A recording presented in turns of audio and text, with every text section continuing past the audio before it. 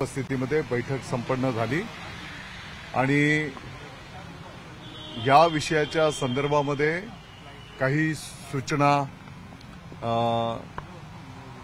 काही मतप्रदर्शन जी काही करण्यात आलेली आहेत, मग त्याच्यामध्ये काही साहित्यिक महोदय आहेत, काही राजकीय क्षेत्रातली नेते मंडळी महोदय आहेत, तर त्या सर्वांशी त्या ठिकाणी संवाद साधण्यात येईल।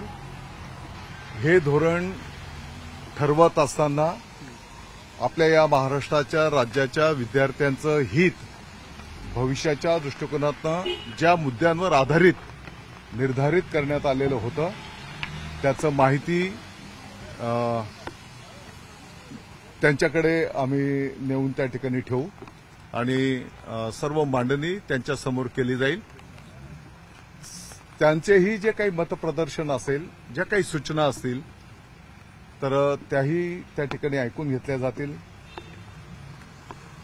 आणि ह्या सर्वांचं मनोगत घेऊन माननीय मुख्यमंत्री महोदय, माननीय उपमुख्यमंत्री महोदयांच्याकडे लवकरात लवकर ते आम्ही नेऊ आणि या संदर्भातला निर्णय त्या ठिकाणी फायनल केला जाईल। विशेषतः मनसेचा विरोध दिसतोय। राज ठाकरे असतील, त्यांनी स्वतः राज ठाकरेंच्या पदाधिकाऱ्यांना आदेश दिले, प्रत्येक शाळेत जाऊन पत्र दिले जात आहे आणि हिंदीची सक्ती नसली तरी मागच्या दाराने हिंदी लादली जाते, हा त्यांचा मुख्य आरोप आहे। त्याला काय उत्तर असेल? माननीय राज ठाकरे साहेब असतील, काही साहित्यिक महोदय असतील, या सर्वांना हा निर्णय करण्याच्या पाठीमागचं पार्श्वभूमी, जे काही राज्याच्या विद्यार्थ्यांचं भविष्याचं हित लक्षात घेऊन करण्यात आलेलं आहे, त्याची सविस्तर माहिती आम्ही त्यांच्यासमोर ठेवू।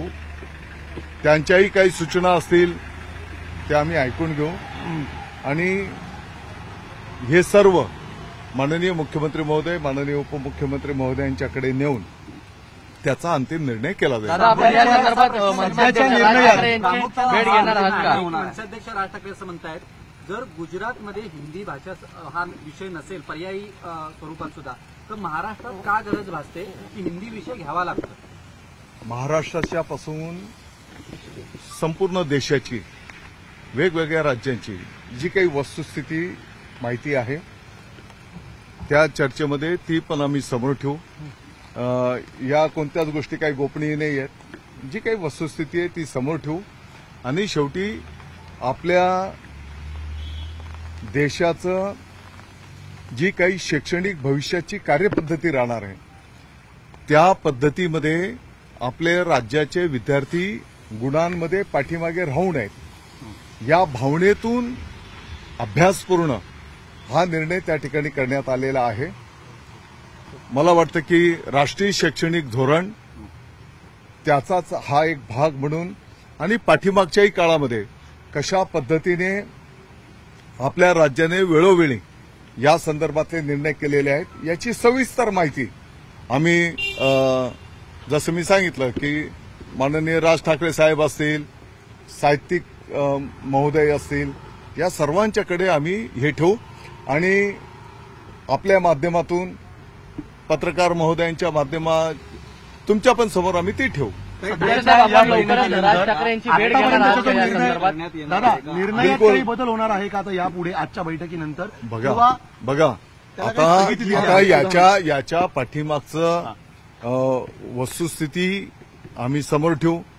आम्हाला विश्वास आहे की याच्यामध्ये महाराष्ट्राच्या विद्यार्थ्यांचं हित लक्षात ठेवूनच हा निर्णय सरकारने केलेला आहे। त्यात कुठली स्थगिती नाहीये सध्या। आता तत्राप होऊ शकतं ना की एखाद्या सामान्य माणसाची पण चांगली सूचना असू शकते। मग त्याच्यामध्ये जसं मी सांगितलं की साहित्यिक महोदय असतील, माननीय राज ठाकरे साहेब असतील,